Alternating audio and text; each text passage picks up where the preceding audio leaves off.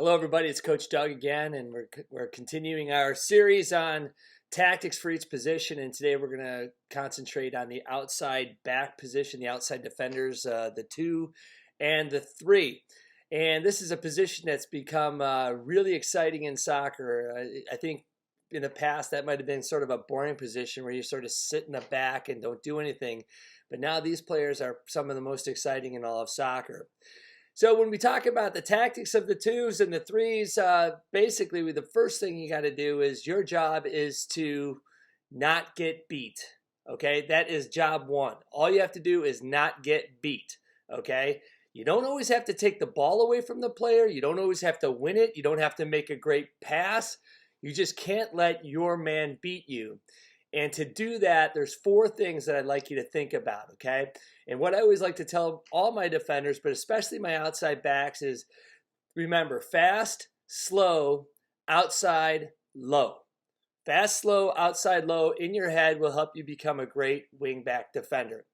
So when I say fast, is that when a ball is played to your mark, you get there as fast as you can. If you're there right when he gets the ball, before he has time to control it, odds are he's going to make a mistake. You're able to poke away and to get yourself out of danger. If there's a player coming on with the ball, you go and approach him and get as close to him as you can, as fast as possible to try to prevent or try to provoke a mistake. And then when he makes a mistake, you pounce on it. Now, eventually, what's going to happen in soccer is your man's going to receive the ball. You're not going to get there fast enough. So that's where you go fast, and that's where you slow down. You slow down so you don't get just blown right by. And the better the player you're playing against, the more space you're going to want to give them. So we need to be patient when someone has control of the ball. Remember, our goal is just to not get beat. And so if we're slow and we're staying in front and we're not letting them beat us and we're waiting for everyone to come back, we're doing our job as an outside back. So that's what we want to do. You also want to basically, when you're doing that, you want to be sort of anticipating that player's move. Okay. Now this will happen, when you're playing soccer, you can tell which guy's got the moves. I mean, this guy's fast, this guy's slow, this guy likes to bring it to his left foot, this guy likes to bring his right foot. When you're going slow, what you're doing is you're thinking, what does this guy want to do? And I'm going to prevent him from doing it. That's your job, okay? And then when we talk about outside, all right, basically you want to be side on to your player, which means to the side of him, and you want to be pushing him to the outside away from your goal, okay? There's sometimes where you might be in a situation where it might make sense to try to push him and direct him into congestion. It might make sense if you know that he's always cutting back and going to a good foot. You might be, trying to push him to the other side. So basically you're just trying to get him to go where he doesn't want to go. And usually outside is away from danger. So it's fast, slow, outside, and then low. Basically what you want to do is you want to be on your toes. You want to be low to the center so you can move, okay? And you want to be able to react to the player. Now, some people talk about you got to watch the ball, you got to watch the man. Basically, you got to watch both. And you've got to be very athletic in that athletic position. For those of you that play baseball, I always talk to people, imagine being a shortstop so you can move very quickly. If you're a football player, it's like a cornerback. You got to be able to swivel your hips and move it back. So that's fast, slow, outside, low. Now, one of the things you also want to talk about is the distance, okay, of being a back. And I'm going to use this board right here. And real quick, the distance we got to know is, first of all, the distance between our own players, right? Remember, when we are on defense, when they have the ball, we get compact, right? And we are on offense, we get wide, right? So we can mount the attack, right? So that's the first thing you need to know. Then you need to know basically the distance between your guy that you're covering. Say you're the number 3 and you're covering 7 out here. Okay, if that ball gets played to him, you need to be able to get there fast, right? Okay, now if 7 is way out here, we know that, and the ball's over here, we don't want to be guarding him right there because he's not dangerous yet. So if we know that this ball can be played out here, we're going to get out here fast, and then we're going to keep him fast, slow, outside, and low. Okay, So, and that's the one thing about being these outside backs is the last thing I want to talk to you about, just being a good defender, is these players need to cover in the middle, but they always got to be checking their shoulder behind them and see what's brewing. And I'm going to tell you why right now. Because what's really exciting about this position and what I want to see our teams do with it is that, unfortunately, soccer coaches are somehow thought that when the ball's down on this end, that these players need to come up here and stop. Like there's some sort of invisible fence there or something that, I can't go any further because coach says that my first job is to defend.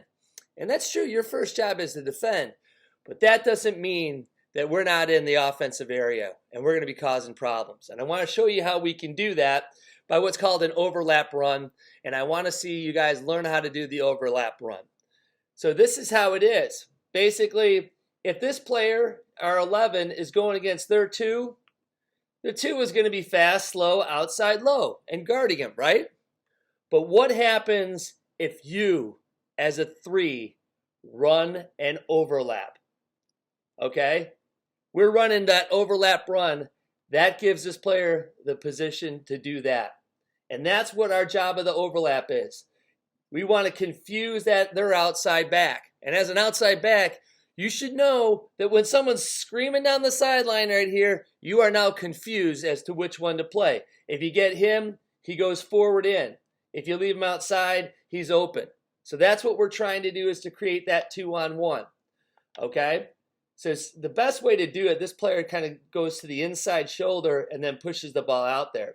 Now, sometimes you can support the player by doing an underlap run, where the winger is down here and you're running into this space for that ball to be played there. That's called an underlap run, and that's another one that we want to see done. The last one is we just want to be in support. Sometimes the player is down here, and I've seen players just sitting right there. And there's the ball. Here's what we want to do. We want to come up and to be able to support that for a ball coming back. Okay? Another thing about being in that support position is that if this player loses it, you are now fast on that ball too. Okay? So basically, I want you all to be thinking about, yes, my first priority is I got to defend. But guess what? I want you to have fun out there, and I want you to be attacking. Okay? There's a bunch of mistakes that players make when they're playing defense, and I'd like to kind of go through with them right now, okay? 1, don't get too fancy, okay? Don't be dribbling around back there. Don't be playing the ball backwards, okay? Play the ball to the outside, and you're going to be okay. If you make mistakes to the inside, it's going to be a problem. Try to avoid being the ultimate playmaker. Okay, this is a position where we're trying to get the ball up and we're connecting to our forwards, and then we come around and help. We're not the ones being the playmakers, because if we get picked, if a defender gets picked, it's off to the races and you're going to look bad, I'm telling you. And that's going to be violating rule number 1.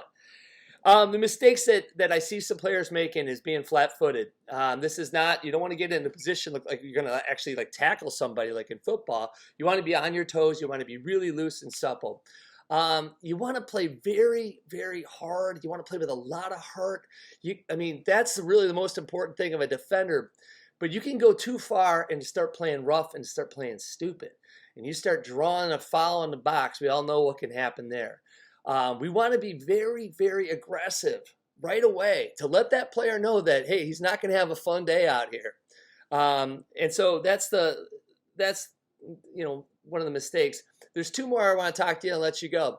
One is never lunge at a ball. Never dive in. I see it all the time.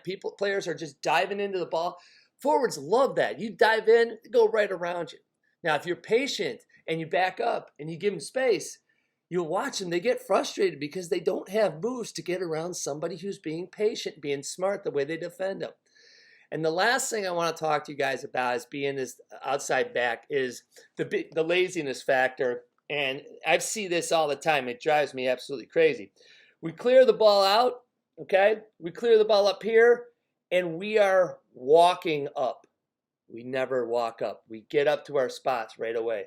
We clear the ball out of the back. This is another thing that wing backs you got to do.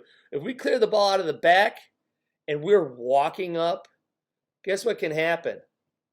Our whole offside trap can go the wrong way, and we can have this guy, because this guy was, a ball can be played between us. These guys don't know. They think it's offsides, and that guy's here. So basically, when we clear the ball out, we get out of there really fast. So I know that's a lot to take in. Hopefully you can watch it a little bit. If you guys get a chance, I'll put some links on here afterwards of people to watch in terms of exciting wingback play. But my favorite is Alexander Arnold. So if you Google him, check it out. And I hope you guys are enjoying this. Next time we're going to talk about center backs. So hope to see you then.